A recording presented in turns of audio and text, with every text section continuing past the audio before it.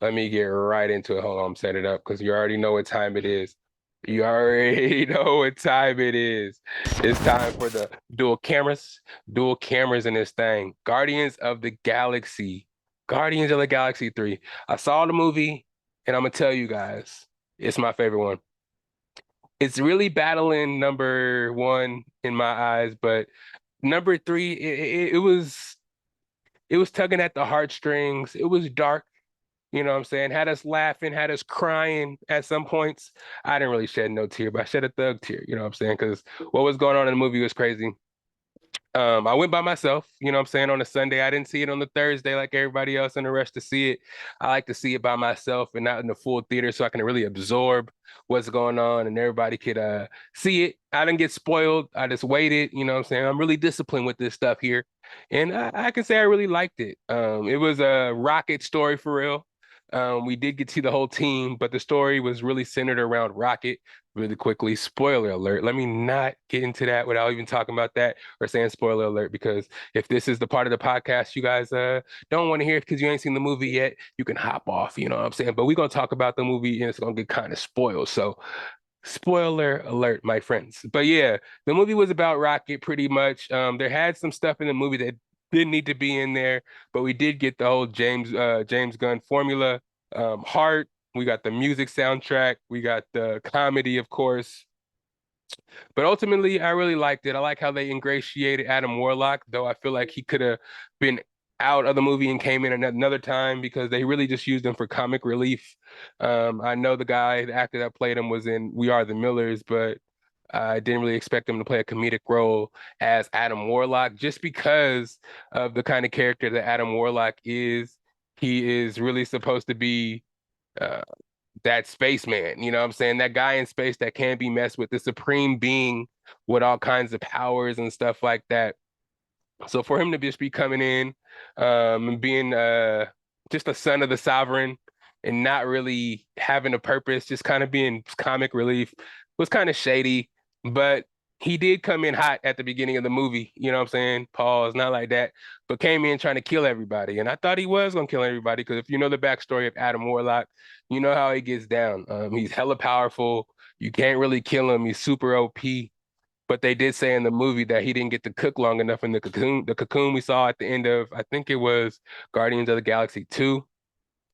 They took him out too early, so they're saying that he had the brain of a child. So it's like just imagine like Superman with a child's brain. He didn't really have it all together. You know what I mean? So it was kind of tough for him to get everything together and be a really cool character. But his cameo kind of started off what happened in the movie. Um, we saw, I'm back, you guys. I'm sorry. I had to do that for the fans. You know what I'm saying? On the Instagram, you feel me? But yeah, it started off as, the Guardians are in nowhere, just kind of chilling. If you watch the Christmas special, you know that they are owners of nowhere. They got it from the collector. It's just a floating celestial head that's big enough to home a whole bunch of people.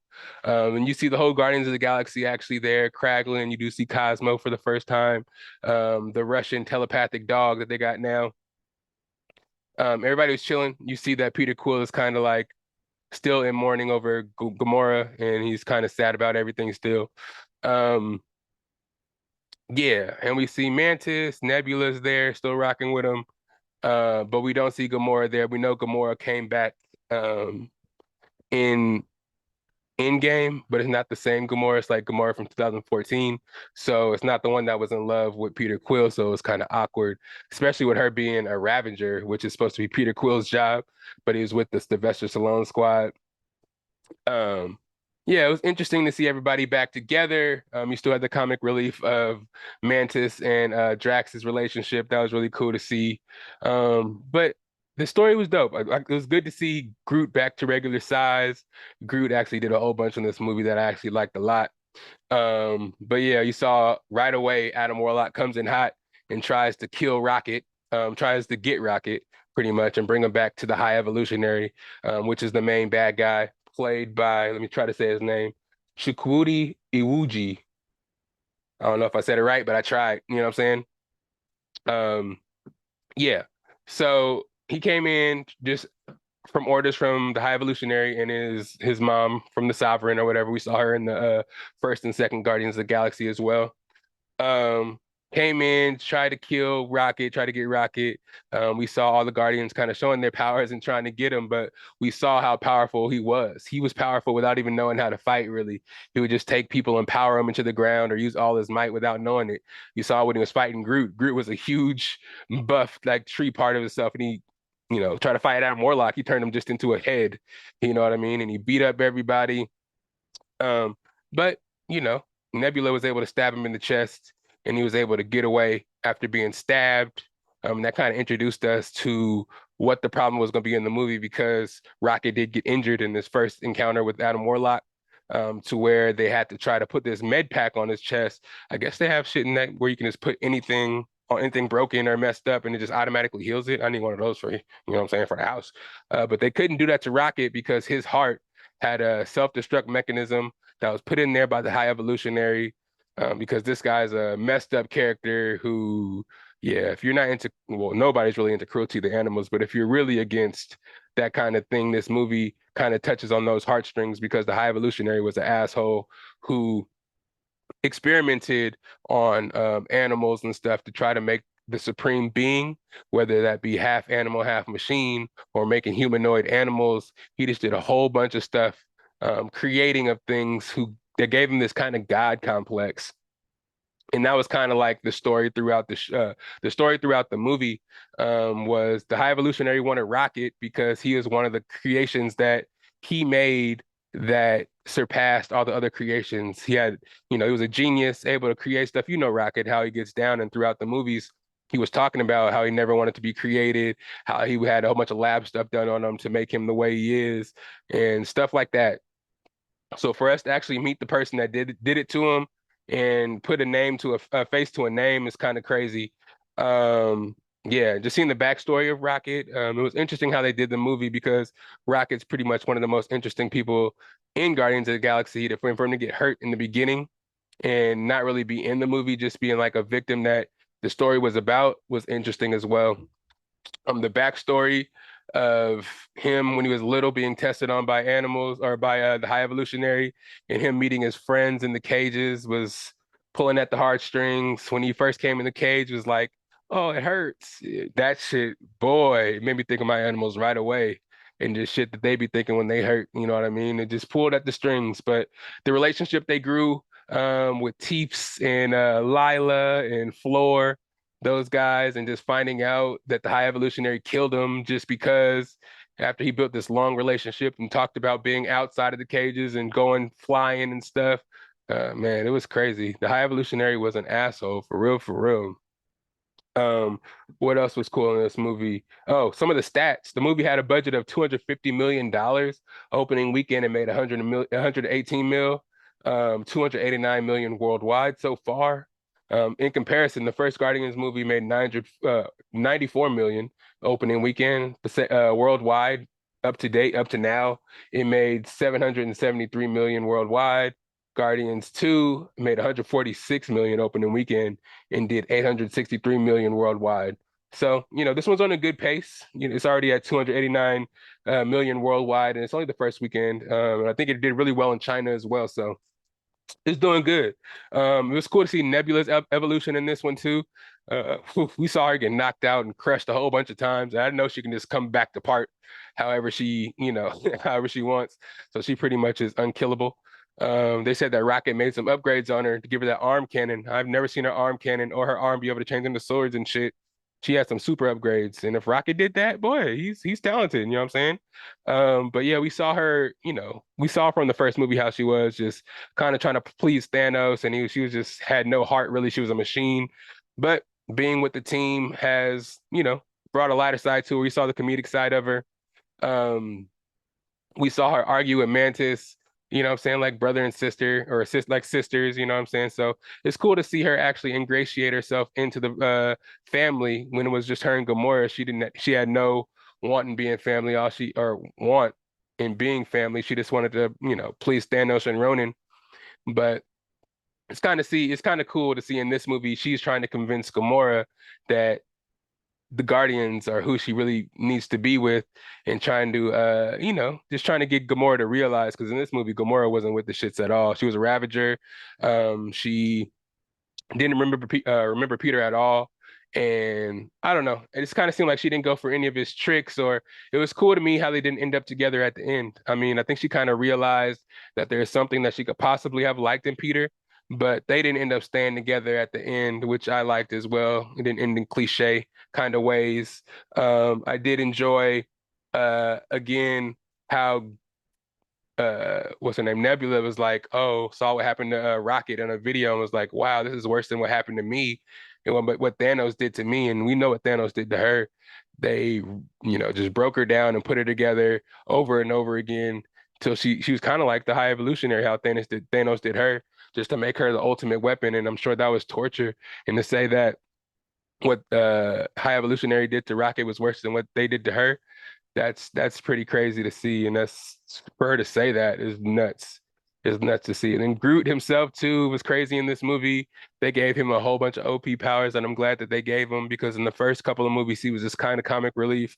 In the first one he did show his powers a lot, but this one we got to see a lot of what he can do, and they made him super buff. They made him be able to take multiple guns, like 8 guns out of his back and arms, and just shoot hella guns. He was able to turn into a kaiju and just turn hella giant.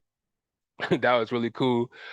He can regenerate really fast now. Can really regenerate from nothing. We saw when he was fighting Adam Warlock and he was just a head, he was able to turn into a whole body and just turn into Groot again without becoming a baby and shit like he did throughout the other movies. And I'll get to the end credits a little bit later, but how he was super big and hella buff now, that's definitely how I want my Groot to see. No more baby Groots, no more little baby cute Groots. Nah, make Groot be what Groot is supposed to be. A motherfucking thug. I'm just playing. He looked dope though. If you saw the movie, you know what I'm talking about. What else did I like in the movie? The skin planet is kind of weird.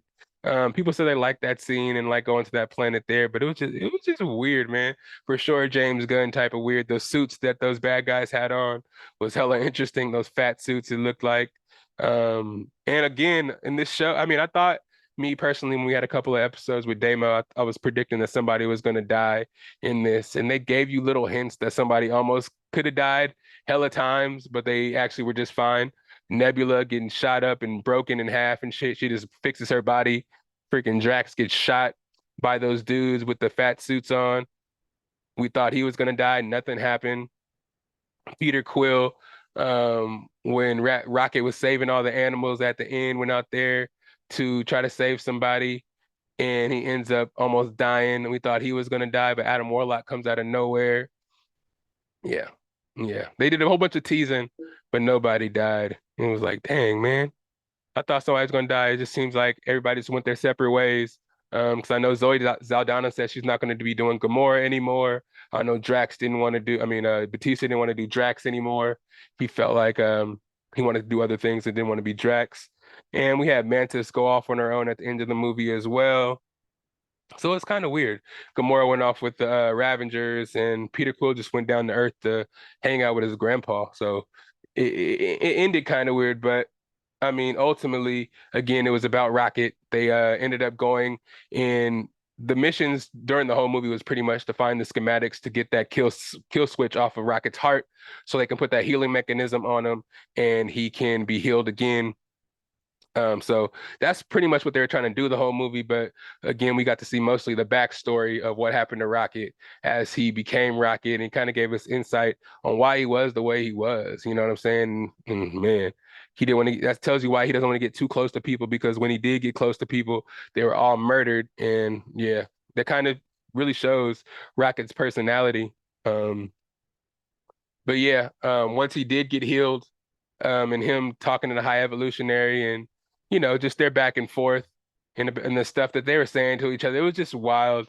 It's like High Evolutionary didn't care nothing about Rocket. They just wanted him so he can take out his brain and study it so he can create people and the beings that can be as smart as Rocket instead of just kind of dumb creatures that he created. Mind you, he blew up a whole planet of creations that he made for no reason as well. So the High Evolutionary didn't care about nothing. It was just basically get Rocket and let's take out his brain. And it was cool to see also how the High Evolutionary had a fake face because of how Rocket did him once he found out he killed all his friends. Oof. That was something crazy to see. We saw a lot of gore in this one. A lot of gore, a lot of curse words. Freaking Peter Quill told Nebula to open the fucking door. First F-bomb I've heard an MCU movie on the PG-13. I think there's a bunch of F-bombs in Deadpool, but yeah, but it was good, man. We saw Adam Warlock. His mom was like, "Hey, show him what show him we're not playing around." And he just melts the guy in front of him. We see a melted guy on screen, and then once they take off the High Evolutionary's face, you saw how messed up his face was from, Rocket scratching his face out. It was nuts, man. This movie was nuts. You know what I'm saying? Again, I think it's one of my favorite Guardians of the Galaxy movies out of the three. It got the lowest rating so far in Rotten Tomatoes, but I don't know, man. I like the first one a lot. I wish they would have used Nova a little bit more. They made Nova a core instead of one character, which I would have thought if they put Nova in it, it would have been kind of dope. But at the same time, maybe it would have took away from the actual story. I like how it was well, I don't know if I like how it was standalone. I kind of wish they would have had some connective tissue to the rest of the MCU and how it's going now to push Phase 5 forward. But at the same time, maybe it's not because it's James Gunn's last movie with the MCU since he's going to be doing that DCU stuff now. So it's going to be real interesting to see what's going to happen. Um, because again, everybody kind of disbanded, but the Guardians got a new team after Rocket was able to heal herself and free all the animals. That was a cool scene too. Kraglin drove Ego into the High Evolutionary ship, and all the animals jumped from one side to the other side. That was pretty tight. We saw Cosmo use her telekinetic powers. The whole bad dog, good dog thing was pretty tight too. A little funny, little jokey joke. But yeah, seeing all the animals be saved was a good retribution. Get him off the high evolutionary ship because he knows they all gonna get killed. He couldn't just save the raccoons. He was like, I gotta save everybody, and that was dope.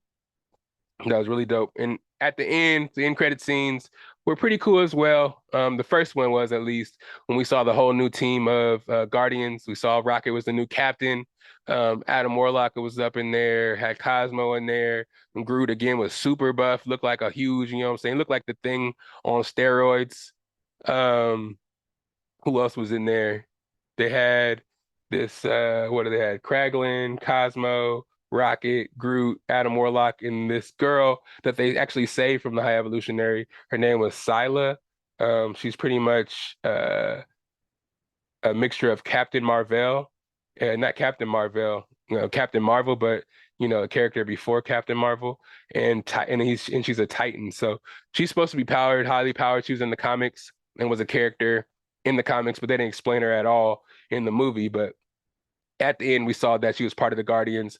I don't know if they're actually going to make a movie with them, but they're probably going to pop up in some kind of Avengers show or movie or something like that. So I'm pretty confident in that. We waited to the end of the credits just to see Star-Lord eat some cereal and talk about cutting his neighbor's lawn when they have a 40-year-old son that's able to do it. Yeah, and then it just said Star-Lord will return. I don't know if it's going to be in a limited capacity or if it's going to be in one of those special presentations. Who knows? But I think the Guardians as we know it, we're not going to get any more movies. I think personally, those as standalones with James Gunn directing them all as a trilogy is interesting in itself. I don't think they have actually done that in MCU yet the same director do all three movies. So that's an accomplishment in itself, and he's going over to do DCU. So I don't know. We'll see. We'll see if Chris Pratt or whoever is going to join James Gunn over there and be some of those characters that they have over there in the DCU. So until that happens, we don't know what's next for the MCU, really.